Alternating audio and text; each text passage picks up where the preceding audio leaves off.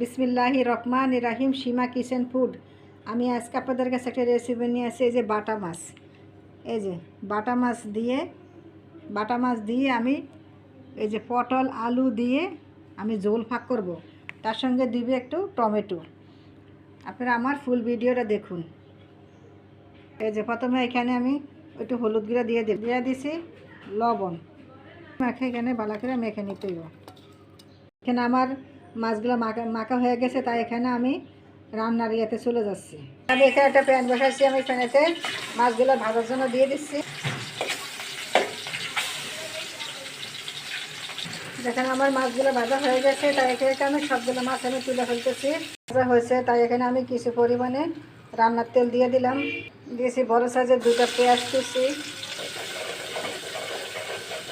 এখানে আমার পেঁয়াজগুলো একটু ভাজা ভাজা হয়েছে, তাই এখানে আমি 1 চামচ পরিমাণ আদা বাটা দিয়ে দিলাম। দিয়েছি 1/2 চামচ পরিমাণে এখানে জিরার গুঁড়া, 1 চামচ পরিমাণে দিলাম এখানে আমি ধনিয়ার গুঁড়া। তবে যদি না ফুটে যায় এখানে আমি কিছু পানি দিয়ে দিলাম। দিয়েছি এখানে 1 চামচ পরিমাণ আমি হলুদের গুঁড়া, 1 চামচ পরিমাণ আমি মরিচের গুঁড়া দিয়েছি, পরিমাণ মতন লবণ।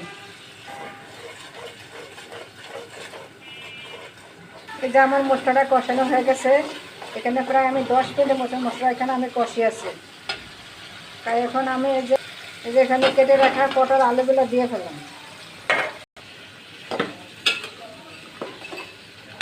এই যে আমার তরকারিটা কষে গেছে, এখানে আমি 10 থেকে 15 মিনিটের মতন এখানে আমি তরকারিটা কষাইছি। কষানো হয়ে গেছে, তাই এখানে আমি পানি অ্যাড করে দিলাম।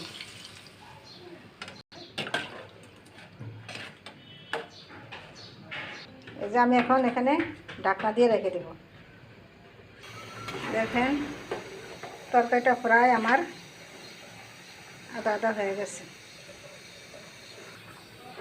এই যে তরকারিটা এখন আমি এখানে যে আমি টমেটোগুলো অ্যাড করে দিলাম।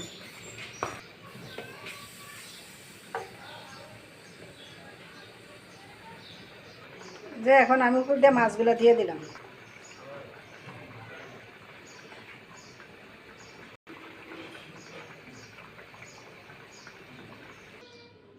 এই দেখেন আমার রান্নাটা হয়ে গেছে। দেখেন বাটা মাছ দিয়ে পটল আলু দিয়ে ঝোল ফাঁক করছি। আপনারা আমার মতন এইভাবে রান্না করুন, রান্না করে খেয়ে আমাকে কমেন্ট করে জানান। আমার ভিডিওটা যদি ভালো লাগে থাকে তাহলে আমার চ্যানেলটাকে লাইক কমেন্ট, নতুন হয়ে তাহলে সাবস্ক্রাইব করুন। দেখেন কত সুন্দর একটা কালার আসছে। প্লিজ আমার ভিডিওটা একটু লাইক দেন, কমেন্ট করুন, সাবস্ক্রাইব করুন। আল্লাহ হাফেজ।